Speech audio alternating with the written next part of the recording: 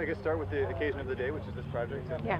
talk a little bit about what kind of brought you here and what the importance of this interchange is to the community and what role you played in making it happen. Well, the city leaders and many of the business community came back to talk to me a number of years ago about the importance of getting an interchange for this community. It was a safety issue, it was an economic development issue. What was most impressive is they had their ducks in a row. It was a complex project, but they really thought about it. And conveniently, we were passing the Economic Recovery Act, ARA, and it was a shovel-ready project.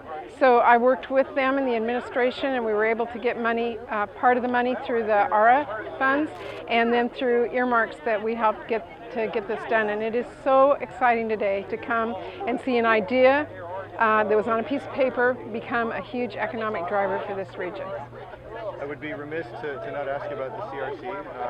Obviously, you've heard the latest developments of this kind of new push to, I guess, shift more of the leadership to Oregon, and I'm curious what your thoughts are on that proposal and what outcome you see given what's been on the table now.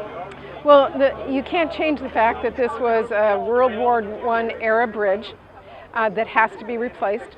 There has been 10 years of work put into it, $170 million, and I think it's great that the business community in Clark County and in Portland came together and wrote to the governors and asked them to see if there was another way to do this project at the end of the day, so we don't lose that investment.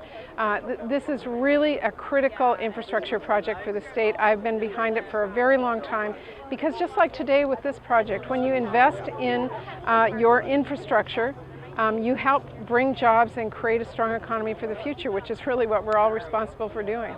Would a pared down or phased approach to the project affect its eligibility for federal funds in the CRC program? It's in the governor's hands right now to take a look at the project and come back, but again, we have put $170 million into this project, and it's always worth it to say, let's not waste an investment, let's see what we can do. What part of this transportation bill that you've been trying to get pushed through, and you've been watching you do that and do some hard work on that, it affects us. Yeah. What part of that bill, money from that bill, is coming here? Well, the transportation bill that I wrote that was stopped by a few senators on the floor a week and a half ago actually provides regional dollars to all of our states for projects like in the Tiger program, for many of the housing projects that we have, for CDBG grants, which every community uses for their own economic development. It is a very jobs-heavy and investment-heavy bill that's really important to a lot of communities. Back to the CRC, light rail is still a component of that, at least in the minds of the governors of Washington and Oregon. Yeah. Is federal money still available for that project? Well, again, we have to look at what the governors come back to us with, but light rail, it was part of the reason that we got federal funding, and if it goes away, we will lose the federal funding. Can you see a scenario where the project would advance without support from the Washington legislature, at least in the near term? Well, again, I have not seen how they're going to put this proposal together, but I can say that the investment that we've made is extremely critical. It should not go to waste, and we ought to look at every possibility to try and make sure this bridge gets replaced. That's what's needed to be done. Okay. If I could touch on sequestration really quick, yeah. I wanted to ask this thing you spoke at length about recently. Just curious, I guess, what plays into the balance of the impact of these federal cuts versus the impact of the debt and that part of the conversation that's really been hammered on? Well, I've been working for a very long time to replace sequestration because I knew of what the insidious effects of an across-the-board cut would mean to families and communities, to our military, to housing, to so many things that are important to people. I actually did an event, I can't remember when it was, a year ago or so, a year and a half ago, down here in Clark County, brought all the service providers together to have them tell me what the effects of sequestration were. That's why when I wrote my budget this year in January and February, I replaced sequestration. Still focused on deficit reduction, but instead of across-the-board cut, did it in a way that we could move forward towards deficit reduction, but not severely impact so many people.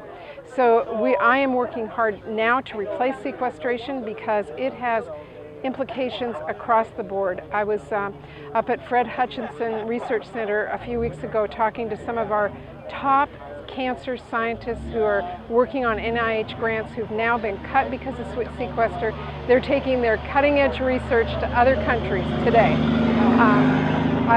This morning I was in Longview talking to our housing folks who are working with veterans, and the impact reducing a lot of our housing funds is going to have on our homeless vets. And we know here in Washington State over the next number of years we're going to have 13,000 men and women come out of the services and come into our communities right here in Washington State who need a job, who need housing, who need the support that they have, and they're going to find that severely limited because of sequestration. I've talked to seniors Meals on the Wheels providers who are cutting back meals to seniors. This is the only meal they get. It is across the board insidious. It has to be replaced, and it's my #1 goal going into the fall. But you still have the Republican blockade in the House to overcome. That's right. One of the things that the Republicans in the House have been saying to me, because I'm trying to negotiate with them right now, is that they don't believe there is a consequence of sequestration. I see it everywhere, and I'm working right now to make sure everybody really understands that this is a kind of impact that is going to hurt our communities short-term and long-term. Thank you, Senator. You bet. Thank you, Senator. Thanks very Appreciate it. much. Thanks, Sean.